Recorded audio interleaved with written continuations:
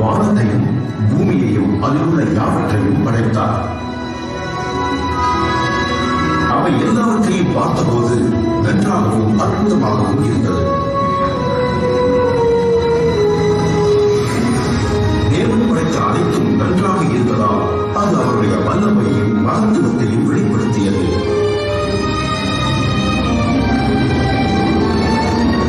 தேவன் சகலவிதமான தாவரங்களையும் விலங்குகளையும் படைத்தார். பின்பு மண்ணிலிருந்து மனிதனை படைத்து ஜீவ சுவாசத்தை அவன் நாசியில் ஊதி ஜீவனை கொடுத்தார். முதல் மனிதன் ஆதாம் என்று அழைக்கப்பட்டான். பின்பு ஆதாமுக்கு துணையாக ஒரு பெண்ணை படைத்தார். அவள் ஏவாள் என்று அழைக்கப்பட்டாள். தேவன் தமது சாயலின்படியே ஆணையும் பெண்ணையும் படைத்தார். எனவே அவர்கள் தேவனோடு தனிப்பட்ட முறையில் உறவு கொண்டு அவருடைய பிரசன்னத்தில் வளர்ந்தார்கள். அழகிய ஏதன் தோட்டத்தில் அவருடைய பிரசன்னத்தில் மகிழ்வுடன் இருந்தார்கள். அங்கு வாழ்வோ மரணமோ துன்பமோ துக்கமோ எதுவும் இல்லை. தேவன் ஆதாமிடம் தோட்டத்தில் உள்ள சகல மரத்தின் பழங்களையும் சாப்பிடலாம், ஆனால் எந்த ஒரு மரத்தின் கனியை மட்டும் சாப்பிடக்கூடாது, அதை புசிக்கும் நாளில் சாகவே சாவாய் என்றார். ஒரு நாள் சாத்தான் ஏவாளை ஏமாற்றி அம்மரத்தின் கனியை புசிக்கச் செய்தான். அவள் அதை தானும் புசித்து தன் கணவனுக்கும் கொடுத்தாள். இருவரும் புசித்தவுடனே தேவனோடு அவர்களுக்கு இருந்த உறவு முடிந்தது. தேவன் பரிசுத்தர், ஆகவே பாவிகள் அவருடைய பிரசன்னத்தில் வாழ முடியாது.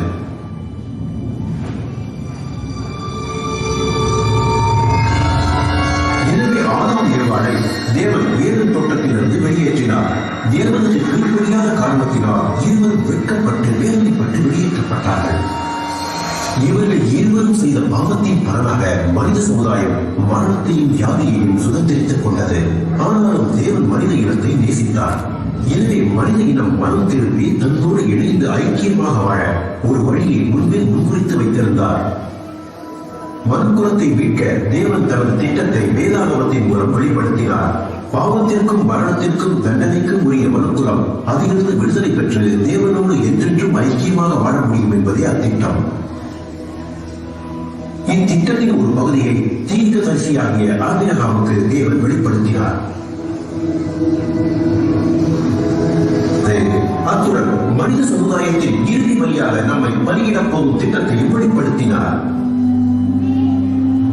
மனித சமூகத்தில் ஏற்பட்ட பாவக்காரியை போக்க பாவமற்ற ஒருவரை மாபெரும் தியாக வழியாக அனுப்பப் போவதை தீர்க்கதரிசிகள் மூலமாக பல வருடங்களுக்கு முன்பே தேவன் வெளிப்படுத்தினார். இந்த பிராயச்சித்த பலியானது ஆதாமுடைய பின் சந்ததியாரின் பாவங்களையும் அவமானங்களையும் மரணபயத்தையும் நீக்கி அவரை நம்புகிறவர்கள் அவரோடு இணைந்து ஐக்கியமாக ஒரு புது வாழ்க்கை வாழ வழிதிறக்கக்கூடியதாக இருந்தது. அந்த தீர்க்கதரிசிகள் இவரை மேசியா என்று அழைத்தார்கள். தேவன் மேசியாவாகிய இவரை பாவமற்ற பரிசுத்தராக அனுப்பி பாவியான ஜனங்களை மீட்டு அவர்களின் இருதயத்தில் ராஜாவாக இருந்து என்றென்றும் அவர்களை ஆளுகை செய்வார் என்றும் முன்னறிவித்தார்கள். மேசியாவாகிய இவர் மனுக்குலத்திற்கு கொடுக்க போகும் விடுதலையை பற்றியும் அதற்காக அவர் படப்போகும் பாடுகளை பற்றியும் நூற்றுக்கணக்கான ஆண்டுகளுக்கு முன்பே இத்தீர்க்கதரிசிகள் முன்னறிவித்திருந்தனர். நீ தேவகுமாரனா? நீ சொன்னபடி நான் அவசானம்.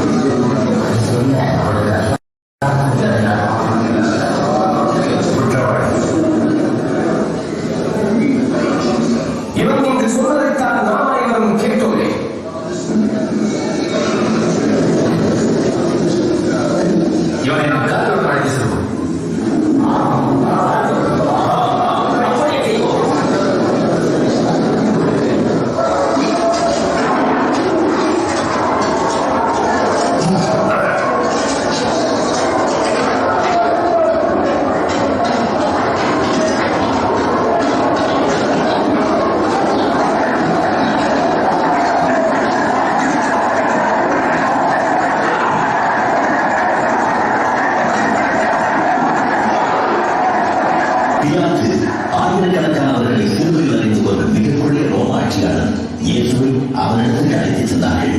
இந்த அதிகாலை நேரத்தில் இன்னும் உங்களுக்கு என்ன வேண்டும்? இவன் தேவனுடைய மத்தியில் கலகம் செய்தார் அப்படி கொண்டோம். இவன் தேவாலய சந்தையை கலகம் உண்டாக்கினான். இவனுக்கு என்ன தண்டனை கொடுப்பதை அவனை கட்டியும். இந்த மனுஷனை தண்டிக்க இவரிடத்தில் நான் ஒரு குறையும் காணவில்லை. இவன் குற்றவாளி என்று நாம் கண்டுபிடித்தோம். ராயனுக்கு வாங்கி கொடுக்க வேண்டாம் என்று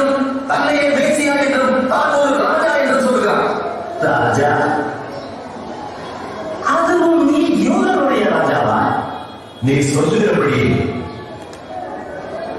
இவன் கலிலேயால் அது தொடங்கி இப்போது இங்கேயும் வந்துவிட்டான். கலிலேயா? இந்த மனிதன் கலிலேயா? அப்படி இருந்தால் இவனை நாம் ஏரோதேவை ஒப்படைப்போம். அவர் இன்னும் எருசலேமில் இருக்கிறார் அல்லவா? ஏரோதேவை கொண்டு போங்க.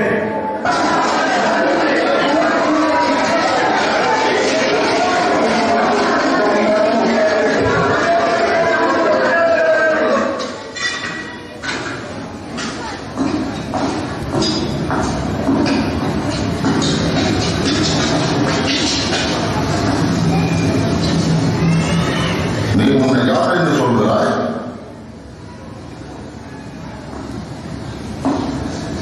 நீ சீஷர்கள் என்று அழைப்பவர்கள் யார்?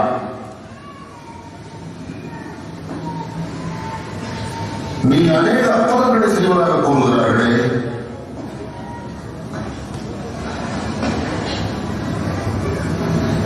எங்கே எனக்கும் ஒன்று செய். எங்கள் அரசே, இவன் ஜனங்களை ஏமாற்றி வசப்படுத்தி தன் பட்சமாற்றிக் கொண்டு தன்னை ஒரு ராஜா என்கிறார். இந்த மனுஷா ராஜாவா?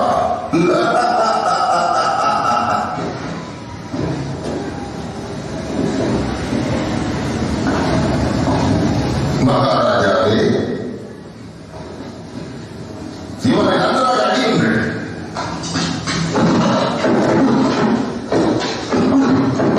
இவனை பிளாத்து வீரரை அடித்துச் செல்லுங்கள். இது அவருடைய ஆட்சி போட்டது.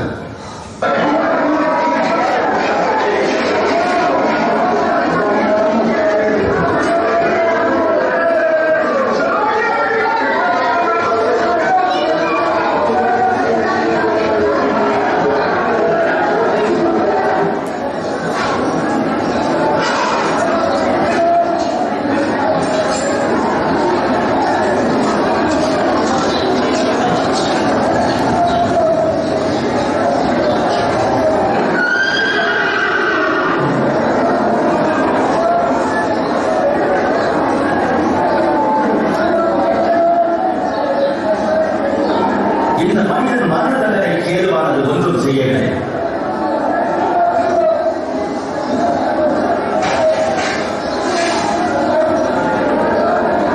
ஆகையால் இவனை சாட்டையால் அடித்து விடுதலையாக்குகிறேன்.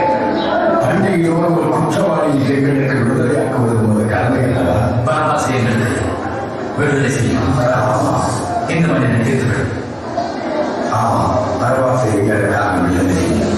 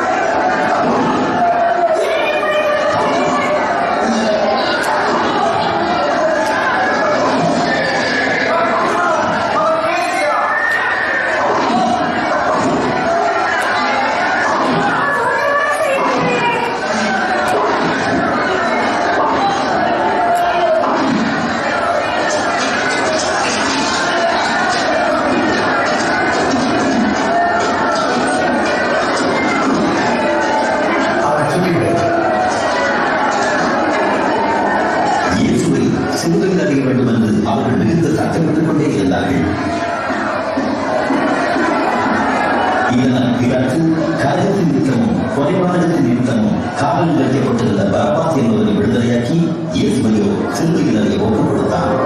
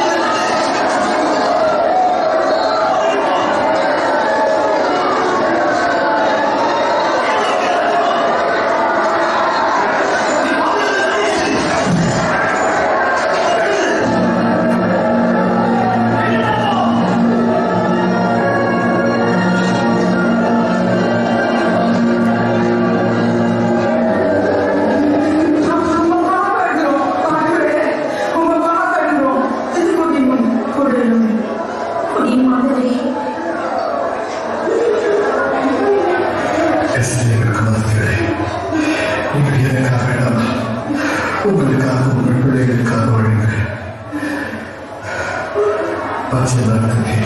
இவர்கள் செய்தார் மற்ற மனதுக்கு எதை செய்ய மாட்டார்கள். தேவன் உமக்கு உதவி செய்வார். நாங்கள் உமக்காக ஜெபிக்கிறோம்.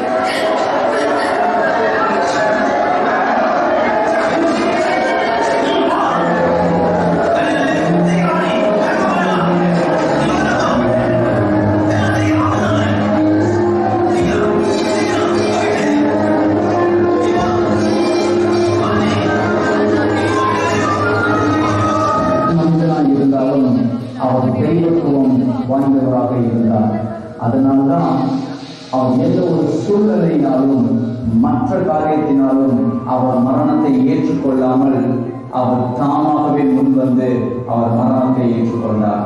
கடைசி நேரத்தில் அவர் பக்கத்தில் அறையப்பட்டிருந்த ஒரு சகனானவன் அவரை நோக்கி, நீ கிறிஸ்துவானால் உன்னை விடுவித்துக் கொண்டு எங்களையும் விடுவியும் என்றான். அவன் அந்த கேள்வியை கேட்டது சர்வலோகத்தை படைத்தவர்கள் என்று அவன் அறியாமல் கேட்டான். இயேசுவால் தப்பிக்க வழியில்லாமல் அவர் சிலுவையில் அந்த அவமானத்தையும் வேதனையையும் அந்த பாடுகளையும் சகித்து அவர் சிலுவைக்கு செல்லவில்லை. அவர் இந்த முழு உலகத்தின் மீதும் அவர் மகா அன்பு வைத்திருந்ததினாலே அந்த சிலுவை பாடுகளை தன் மீது ஏற்றுக்கொண்டார். என் அருமையான சகோதரனை சகோதரியே, நீயும் நானும் பரலோகத்திற்கு செல்ல வேண்டும் என்ற ஒரே நோக்கத்தோடு தான் சிலுவையிலே இயேசு அந்த சகல பாடுகளையும் தன் மீது ஏற்றுக்கொண்டார். இதுவே மீண்டும் நம்மை கேட்க வேண்டிய ஒரு கேள்வி, யார் இயேசுவை சிலுவையில் அறைந்தனர்? யார் இயேசுவை சிலுவையில் அடித்தனர்? யாருடைய பாவங்கள் அவர் சிலுவையில் மரிப்பதற்கு காரணமாக இருந்தது? என்னுடைய பாவங்கள் அல்லவா? அந்த பிரதான ஆசாரியனை போல, யூதாசை போல, பிலாத்துவை போல அன்றைக்கு அவர் மரணத்திற்குள்ளாக தீர்க்கப்படுவதற்கு யார் யாரெல்லாம் காரணமாக இருந்தார்களோ அவர்களோடு சேர்ந்து என்னுடைய பாவமும் அவரை சிலுவையில் அடைந்தது அல்லவா? யூதர்கள் அவருடைய மரணத்திற்கு முக்கிய காரணமாக இருந்தார்கள். ஆனால் அவர்களோடு சேர்ந்து அநேக புறஜாதியாரும் அவருடைய மரணத்திற்கு காரணமாக இருந்தார்கள். அதற்கு மேலாக என்னுடைய பாவமும் அவர் சிலுவையிலே மரிப்பதற்கு முக்கிய காரணமாக இருந்தது. நம்முடைய பாவமும் அவர் சிலுவையில் மரிப்பதற்கு முக்கிய காரணமாக இருந்தது. கடைசியாக அவரை யாரோ காட்டி கொடுத்ததால், அல்லது அவரை சிலுவையில் அறையும் என்று சொன்னதால், அல்லது மரணத்திற்கு ஏதுவாக தீர்ப்பளித்ததால், அல்லது அந்த மரணத்தின் தீர்ப்பை நிறைவேற்றினதினால் அவர் இந்த சிலுவையில் மறிக்கவில்லை. நம்முடைய பாவங்களுக்காகவே இந்த கிறிஸ்து இந்த சிலுவையை தன் மீது ஏற்றுக்கொண்டார்.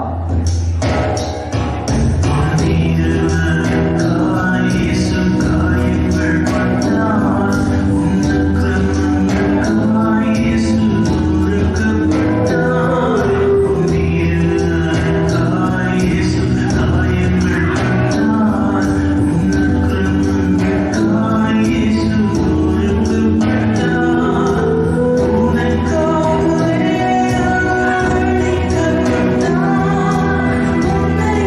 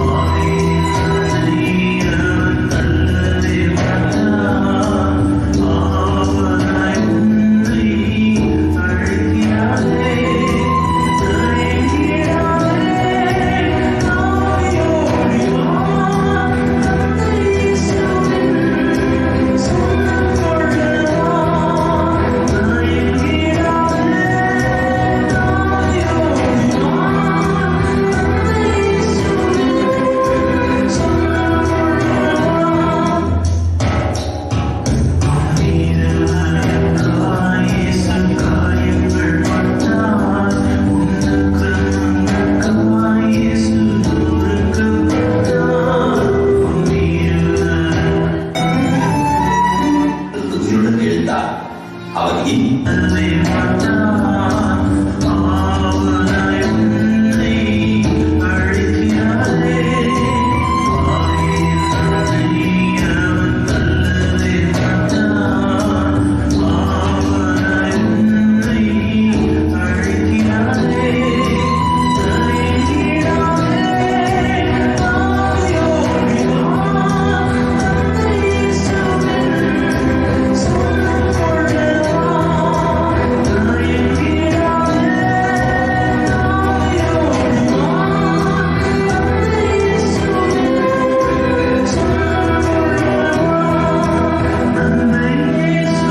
அவர் சிலுவையில் அறையப்பட்டு 3ஆம் நாள் மரணத்திலிருந்து உயிருடன் எழுந்தார்.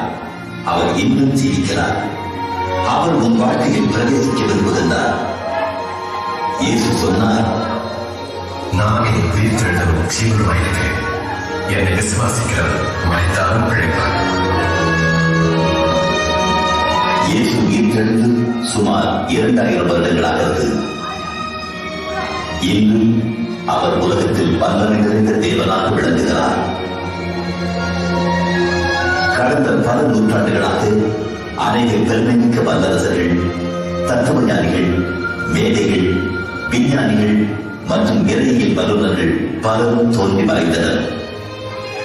ஆனால் இயேசுவோ இன்னும் ஜீவிக்கிறார். இதுவரை வாழ்ந்தவர்களில் அவர் ஒருவரை ஒப்பற்றவராக திகழ்கிறார். அவருடைய பிறப்பு ஒப்பற்றது. அவர் கன்னி மரியாளிடத்தில் பிறந்தார் என்று வேதாகமம் கூறுகிறது. அவரது வாழ்க்கையை நேரத்தது. அவரது வாழ்க்கையில் தெய்வீக தன்மை நிறைந்திருந்தது. அவர் பாவமற்ற பரிசுத்த வாழ்க்கையை வாழ்ந்து உலகில் வேறெந்த மனிதனும் செய்ய முடியாத பெரிய அற்புதங்களை செய்தார். அவரது செய்தி தனிச்சிறப்புடையதாக இருந்தது. அவரை ஆண்டவராகவும் இரட்சகராகவும் ஏற்றுக்கொள்கிறவர்களுக்கு அவர் அன்பையும் பாவ மன்னிப்பையும் புதிய வாழ்வையும் கொடுக்கிறார். அவரது செய்தி சென்றுவிடமெல்லாம் புது வாழ்வு, புது நம்பிக்கை மற்றும் புது வாழ்வுக்கான புதிய நோக்கத்தையும் ஏற்படுத்துகிறது. அவருடைய சிலுவை மரணம் இணைகின்றது. 2000 ஆண்டுகளுக்கு முன்பு சர்வலோகத்தையும் படைத்த தேவன் தமது ஒரே குமாரனாகிய இயேசு கிறிஸ்துவை மனுக்குலத்து பாவத்திற்கு பலியாக அனுப்பினார். அவர் உனக்காக மரித்தார். அவரது உயிர்த்தெழுதல் ஒப்பற்றது. அவர் மரித்த 3ஆம் நாளில் உலக சரித்திரத்தில் இதுவரை கண்டிராத அதிசய சம்பவம் அது நடந்தது. இயேசு மரணத்திலிருந்து உயிர்த்தெழுந்தார். அவரது பிறப்பு, வாழ்ந்த வாழ்க்கை, அவரது இறப்பு மற்றும் அவரது உயிர்த்தெழுதல் இவை அனைத்தும் அவர் தேவகுமாரன் என்றும் மனு குலத்தின் இரட்சகர் என்றும் அவர் சொன்னதை நிரூபிக்கிறது.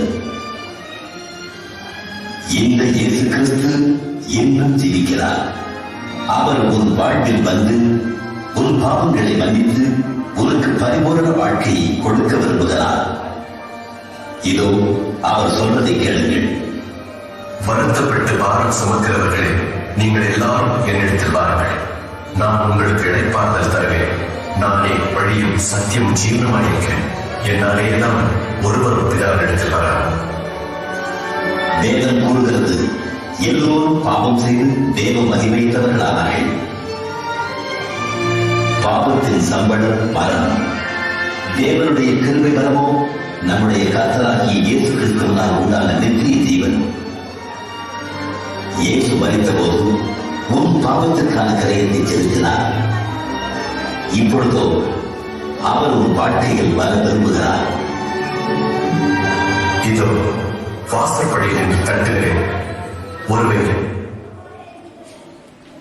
என்று தட்டுகிறேன். ஒருவன் என் சத்தத்தை கேட்டு கதவை திறந்தான். நீ பாவ மன்னிப்பையும் நித்திய ஜீவனையும் பெற்றுக் கொள்ள வேண்டுமானால் அவரே உனது பாவத்திற்காக தேவன் அருளின பலி என உணர்ந்து விசுவாசத்துடன் அவரை உன் வாழ்க்கையில் ஏற்றுக்கொள்.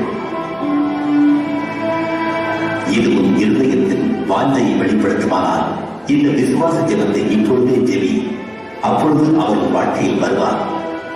இது ஒரு ஜெபத்தின் மாதிரி. முதலில் நான் சொல்லுகிறேன்.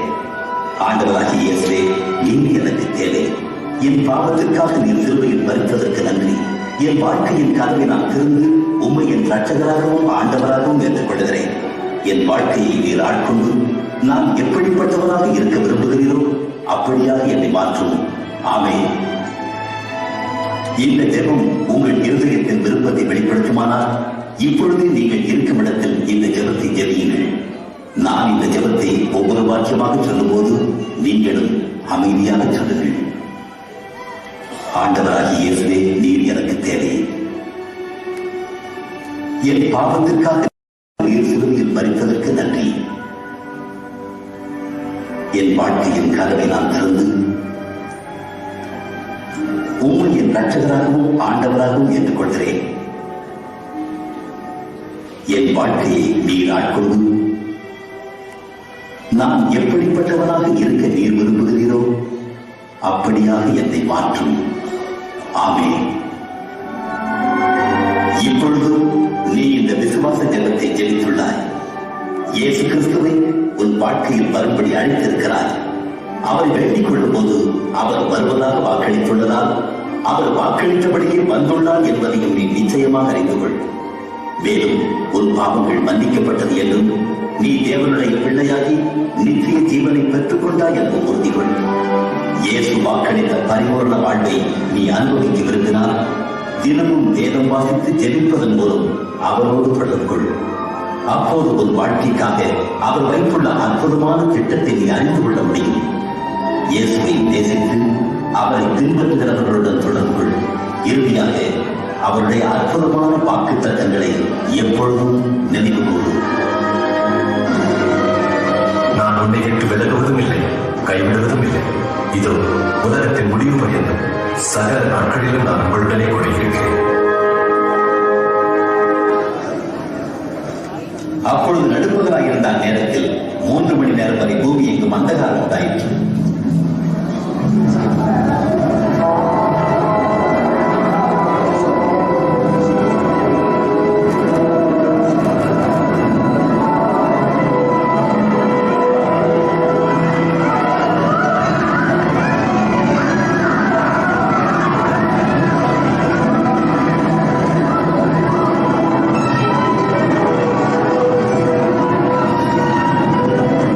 தேவாலயத்தின் திரைச்சிலை மேல் தொடங்கி கீழ் வரைக்கும் 2ஆக பிரிந்தது.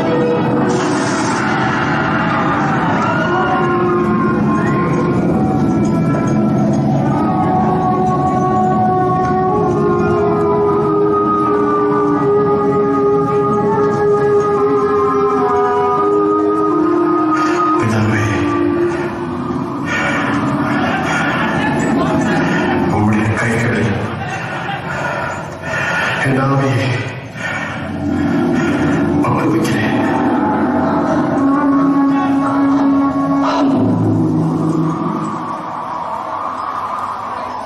நடந்த சம்பவங்களை கண்ட சேனை தலைவன் தேவனை மகிமைப்படுத்தி கூறியதாவது: